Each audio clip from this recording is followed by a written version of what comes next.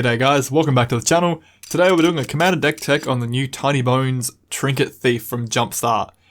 Now, I'm going to call him Tinybone Tim, or just Timmy from here on. That's going to be a mouthful for me to keep saying. But he's a great, cute little commander. So we're 2 mana, 1/2, we're a skeleton rogue. The rogue part actually can come in handy. At the beginning of each end step, if an opponent discarded a card this turn, we get to draw a card and lose 1 life. So we've got a good little draw engine always on the board for every turn basically. And of course, it's going to be a discard theme, because this next part, pay 6 mana, each opponent who has no hand loses 10 life. So the idea is we want to just be a full discard build, keep our opponent's hands empty, hashtag no fun for them, and when they do have a hand of 0, we're going to spam his ability and just kill him dead quick as we can. And before we go on, I want to say, the artwork, I do like it, but does it not make me think of like some mobile game or like Clash of Clans? I don't know, it just kind of makes me think like that. Alright, so our ditching theme, we run a few enchantments here, all 3 mana, but they all make everyone discard basically each turn. Some of it hits us too. You've got the Mist, which is beginning of each player's upkeep, they discard a card, so it hits us too. The Lethimancer, same thing, beginning of your upkeep, each player discards a card, so us too. Bottomless Pit, I actually like this one because it's random. So your opponents have to kind of put a hand down and go, oh, hopefully not something good. And then Oppression. By the way, great artwork on Oppression, but whenever a player casts a spell, they have to choose and discard a card. Hopefully if your hand size is 0, it doesn't really hurt you though. And things like Words of Waste, you can pay 1 next time you draw a card, instead your opponent discards a card instead of you drawing a card. Great with your commander's zone ability, where if someone discarded a card this turn, you get to draw a card and lose a life. Opt out of drawing that new card and make them discard another card to keep them empty. Mind Twist is just an X discard spell, you can scale it up any point in the game you need. Dark Deal is a great way to disrupt everyone's hand on the board. Everyone has to ditch their hand, redraw -1, but if someone had a plan or something going on, you can interrupt it. Then you got your discard 2s, you got like Mind Rake, Wrench Mind, and Him Turak, all discard 2 cards, nice and cheap, just good all-rounders. And then you have the dirty one, the 1 mana discard spells. You can pick any selection you want. I've gone with Funeral Charm because the other modes do come in handy. Giving something Swamp Walk could maybe win a game through damage, or the +2 -1 could kill an important creature if I had to. Duress, it's budget. Inquisition of Kozilek's only like $3 now, it's a pretty good discard spell, hit most things still. Blackmail, the new Vicious Room is pretty good actually. They discard a card, lose 1 life, mill 1 card, and you gain 1 life. And Raven's Crime is a great one because it has retrace, so you can keep casting it from your graveyard. So it does well in the late game where you have lands that you don't need anymore. Now the Factual Punishment, we make them discard pretty easily just through passive effects each turn, but we also want to hemorrhage them through other means in our commander. So you have Linear's Crest, Raider's Wake, and the Fell Spectre all hemorrhage opponent 2 life at a time for each card they discard. The Wake is great with the raid mechanic because it can enable more discarding, and Fell Spectre when it enters makes your opponent discard a card, so they're all good all-rounders there. Painful Quandary, whenever someone casts a spell, so your opponent that is, they lose 5 life unless they discard a card. That can punish them if they've got no hand. That can hemorrhage real quick. Then you got things like Shrinking Affliction, the Nil Stone, the Racks, and the Wheel of Torture. They all hurt opponents based on having a small hand, so like generally 1 or under, and they'll start to lose a ton of life really quickly. Okay, onto actual army of creatures that will gum up the board and distract their opponent. Rats are great options. You got Burglar Rat and Ravenous Rats, basically the same thing. In the battlefield, either each opponent or target opponent is going to discard a card. Then you get like Stronghold Rats, every time it does combat damage, everyone discards a card, including you, but it has Shadow, so it's always going to get through really. Rotting Rats with the Unearth mechanic can keep coming back in and making everyone discard cards. Spectres, of course, whenever you think a discard thing, they're a really common tribal thing. So the Needle Spectre makes people discard based on its power. So if you can buff it or scale it, maybe with Funeral Charm something, can do a little bit more work. Hypnotic Spectre, when it hits them, same thing. And Liana Spectre makes them discard on entry. And Rankle might as well be the king of Spectres. I know he's not a Spectre, but having Flying Haste, 33 body for 4 mana, and you're gonna make them discard, that'll be your option you pick. He's a great like sub-in.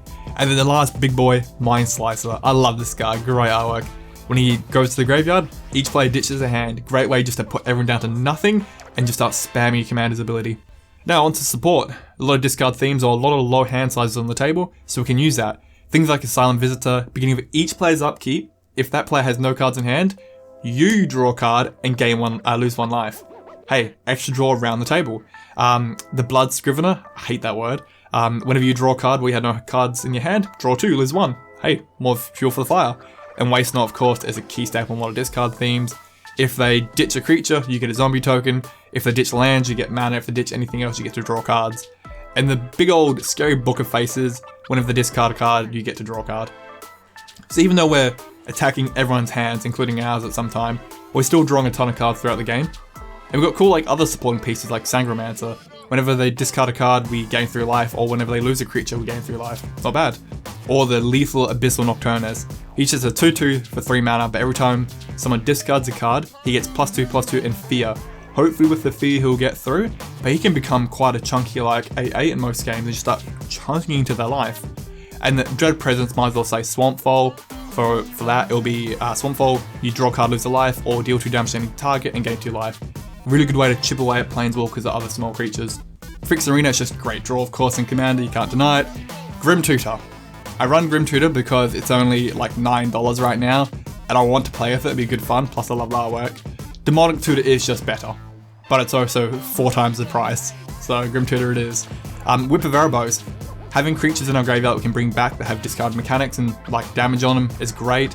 Plus, the lifelink helps undo a lot of the incremental life loss we have through our Commander, Phyrexian Arena, Tutors, other things throughout the deck, so it does help pad out a bit.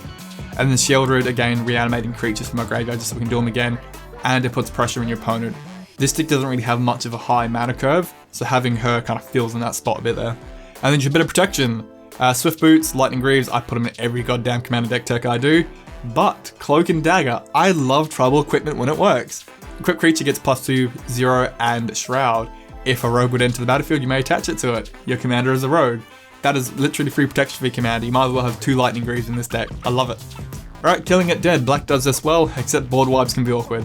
So we've got Force to Despair, Deadly Rollick, and Snuff Out as our free removal, because they've got ways to either do them cheaper or for nothing.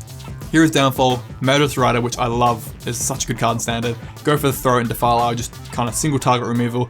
We'll pretty much deal with anything we need to, even Planeswalkers, there's 2 of them there. And then we have Dead of Winter and Black Sun as our board wipes, because they're a bit more budget friendly. Damnation is still an expensive card, but Dead of Winter is based on snow permanence, and our entire land base will be snow, because it's a way to duplicate some mana later on you'll see in Ramp. And Black Sun is just a really good board wipe. Alright, onto Ramp. Liliana is great. She can fetch you lands, which is weird for Black to do in the first thing. She can nuke creatures into the ground or buff them based on the number of swamps you have, which is all your lands. Or she can make your lands tap for 4. Mental. Crypt Blast lets you produce extra mana through your swamps every time you tap them. Love it, it's like doubling up out of nowhere. And similar thing with Bubbling Muck. For 1 turn, all your swamps will produce additional black mana. Just use it for a turn, spam your commander once or twice and just try and rip people down. If you're spending 1 black mana to double up your whole turn, it's pretty good. Alright, onto Mana Rocks. Alter the Pantheon. I love it in Commander, it's great. We do care about Devotion to an extent through our Ramp. We could put Gary in here if we wanted to, but I haven't felt the need for him. But it adds extra devotion to black. So like our Nyx Lotus or our Shrine to Nyx land, which will get a buff from this. So just tap some mana, simple. If you have your Whip out, you also gain life. Nyx Lotus produces colored equal to devotion, which for mono black, so it should be pretty good. Remember the Alter the Pantheon adds to it. If you haven't played with extra planar lands before, always try and use snow-covered lands on it, because it goes by the exact name of that card.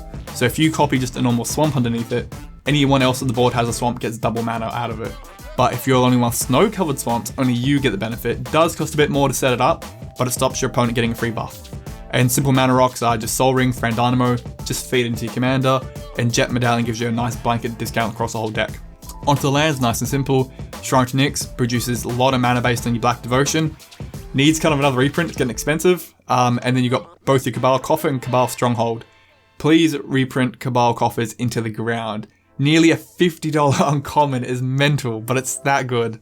Lake of the Dead, you could take it or leave it. I actually have a couple, so I like to play with them. You can sack your swamps to add 4 mana into your pool. It can kind of happen out of nowhere, and it really wins some games, real dodgy stuff. And with your commander that needs 6 mana for activation, it can really squeeze them out. Castle of Locthwain can be a really good draw in this deck, because you often have a hand size of nothing yourself. So paying 3 mana and losing pretty much nothing to draw a card can be pretty good. And of course, our snow-covered swamps, we run 29 of them. Okay, that's our deck tech for Tinybone Tims. It's a really interesting commander. He's mono black, discard themes are always a bit more clunky, but good fun. The artwork is lovely. It's a nice, cheap, aggressive commander. I feel like the mana curve as the whole of the deck's kind of 3-4 mana and under with a couple random high things here and there. But the pricing is so weird. There's so many cards like worthless 15-cent cards in this deck. But then you've got like, bam, $50 lands which make the mana base so much better to feed your commander's ability. Like, there's so many cheap budget things in the deck, but the things you kind of need it to do well with that are just so expensive. So yeah, bit all over the place this commander, but again, I love it. Jumpstart's bringing a lot of cool commanders to the table. Alright guys, let me know your thoughts and have a good one. Ta-ta. If you guys enjoyed that video, give it a like for little Tinybone Tim. People are loving his artwork right now. And please consider subbing, only about 10% of our viewers are subs. You're helping out the channel a lot lately, guys. Thank you. To my patrons, I can't thank you guys enough. I'm sorry the videos have been a little bit on the slow side lately. I'm still trying to get back to normal from whatever I've had. It's not the C word. Well, I should say that again, it's Australia, that could be something else. The global virus is bringing around, it's not that, but I do have pneumonia in my right lung, so I'm still trying to fix that problem. But thank you guys for your patience.